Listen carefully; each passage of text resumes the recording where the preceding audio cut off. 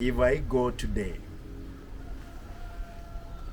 if I die, I'll ask those ones who are listening to me, please continue with the spirit of liberating our people. Thank you, Governor. Thank you, Senator, and the ODM Brigade, Kisii County. My name is Devins Onuso, the current acting Speaker, Kisii County Assembly, and the MP aspirant under the ODM ticket of Bobas constituency. I wish to read the following statement that has been written by our team in relation to what happened yesterday at our Kisii Stadium. We call for speedy investigations and accountability for those who instigated chaos at the Kisii Stadium Azimio rally yesterday. Yesterday, June 30, 2022, His Excellency Mama Aida Odinga and High Excellency Mama Aida Odinga and High Excellency Martha Karua visited Kisii to preside over the opening of Martha and Child Care Center, and they were to have a meeting with Azimio Mamas at Kisii Stadium.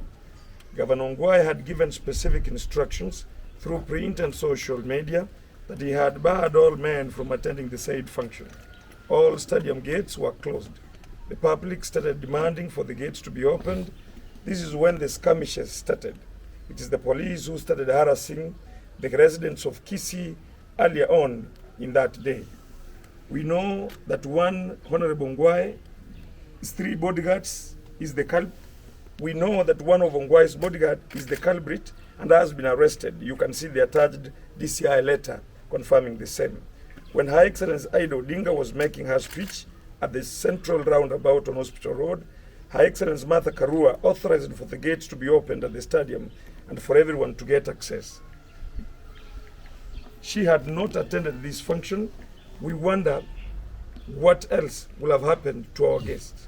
We condemn the violence and injuries that numerous people suffered and apologize to High Excellency Aida Odinga and High Excellency Martha Karua and all our guests for the embarrassment and the threat the disruption caused.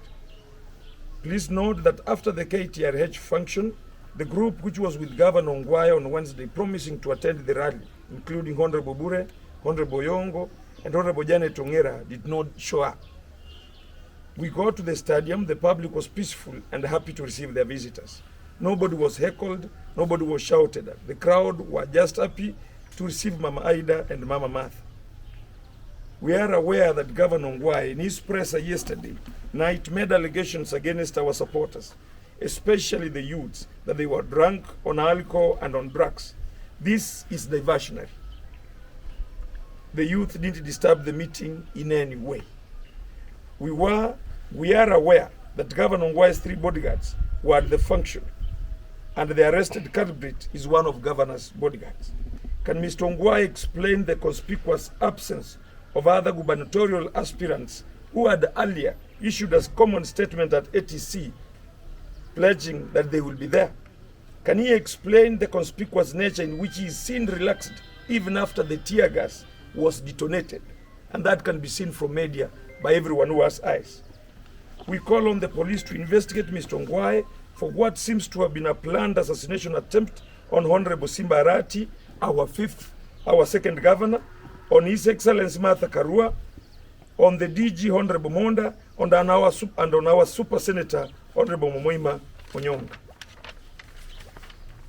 Can Honorable Ongwae explain to the public if he is aware that Honorable Machogu, Honorable Soro, David Oyugi, Mr. Machoka, retired Chief Keumbu, our County Secretary Patrick Lumumba, and a gentleman known as Malimali met at a place in Keumbu known as Banana with Honorable Maangi from Camel Park, planning on how to ensure that the function does not see light of day. For about a year and a half now, we have seen consistent strategy by Mr. Ongwae to create violence and then finally blame them on Honorable Simba Arati.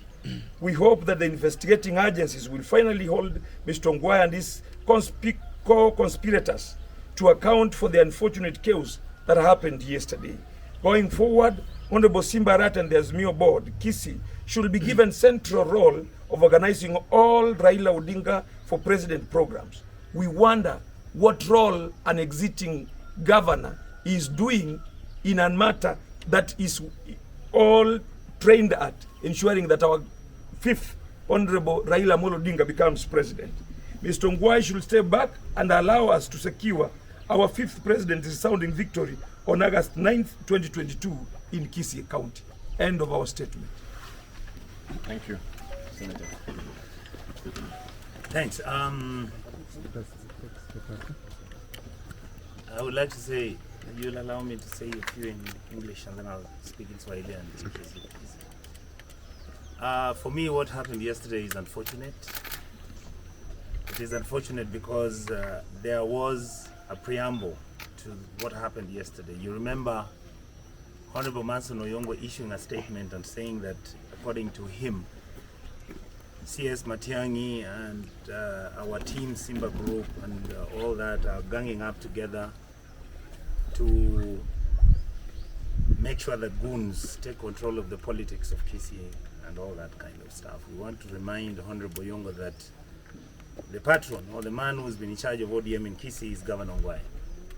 He calls a press conference last week and he says everybody else had rather win the elections other than Simba Arati, and Simba Arati is his candidate in ODM. We know we are in Azimio and we don't have any problem with that. But the truth and the reality is that all the candidates who are running for governor and the Senate in Kisii County are actually Ongwae's projects.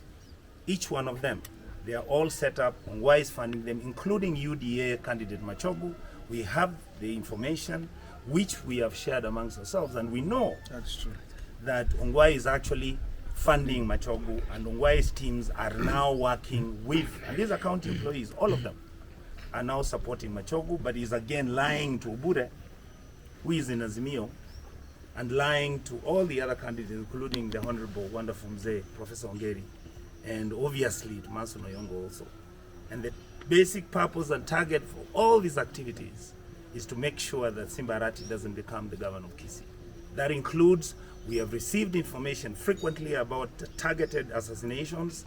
Ongwae has always stated publicly and privately how Simba will not become governor, how I will not become senator. He has constantly planned for us not to move in our politics in Kisii. We don't have the education grades, we don't have the certification from ODM. He fights, he takes over the control of the delegates. Any meeting that is held, he doesn't want us or Honorable Simba as our team leader to coordinate and organize these exercises. He makes sure that the relationship we have with party leader Raila Odinga is a relationship that right now, if it was not that Simba is completely engaged and he supports Mzee Raila, we would be having very serious political problems in Kisii. So what is it that Honorable Ongwae wants? We want him to explain to Kenyans, or even to Mzee Raila, or even to me as a member of parliament from Kitutu, where he comes from. What is it that drives him crazy when he sees Simba Arati? That is right. Yeah. We want to know that. But otherwise, we are prepared to go for elections. We will not be intimidated. We are actually prepared completely. And nothing is going to stop this journey. If it means we get killed, so be it. If it means we lose our lives and we are frustrated, so be it. But the reality is, Kisii's politics will never be the same again. Our people want change, and the change must be. And the change we are talking about is because our people, as we speak right now, their dreams are valid. The corruption in Kisii County is why people want Simba to die, is why they want me to die, is why they want anybody, is why they are maligning CS Matiang'i. And in fact, for me, it is so unfortunate. I never used to want to walk around with security guys and everything. I now have like 20 of them. Shame on Ongwae. And I want to challenge him. Proceed with what you are doing. Simba is going to be the next governor of Kisii County. Thank you. I believe that I'm a property of the government. I want to ask the government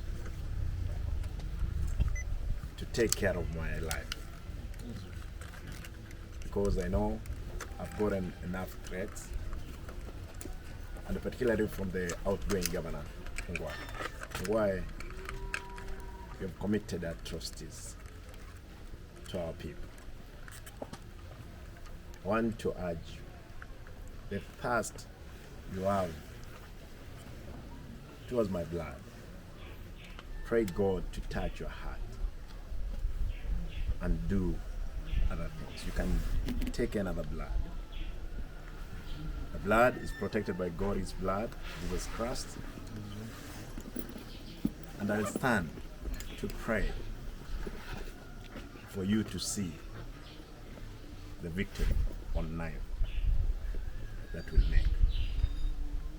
Governor Ngwai, you have tried so much. We know all the plans that you must have arranged yesterday. We plead with you. Keep those plans to yourself. Every whisper,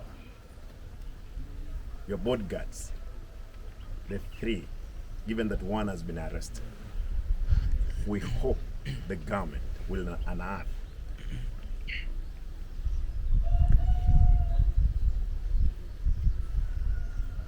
the terrible incident that would have happened yesterday, other than the donation of the tear gas. All the people believed to have orchestrated the assassination yesterday must be brought to book. That's right. That's our prayer. That's our request to the government. 2, Mr. Ngwai, you have presided over the county of Kisii for 10 good years. The young people you are saying you are drunk and they're taking drugs. These are the people that you have been leading. What happened? What did you try to do so that these people, they are not completely lost in the drugs and the alcohol? This is our humble question. Why your PRs can't help you now? Please, Mzee, why should you want that you must see me dead? Why can't you let me even to get to your ears? The ear that you've gotten to. Why? I want to request you, please go home peacefully. We don't have any competitor. The competitor that we have is you, Ngwai. Given the fact that you're going home, hiding behind the UDA candidate and others. We want to make it clear. We are peaceful. We'll continue with our campaigns. We are not going to put on jacket or bulletproof jackets. We are ready. If I go today, if I die, I'll ask those ones who are listening to me, please continue with the spirit of liberating our people. We must reach there. For the young people, take your space. Let us not be used by anybody in causing chaos in anywhere, because we believe that we can have a peaceful campaign and a resounding victory.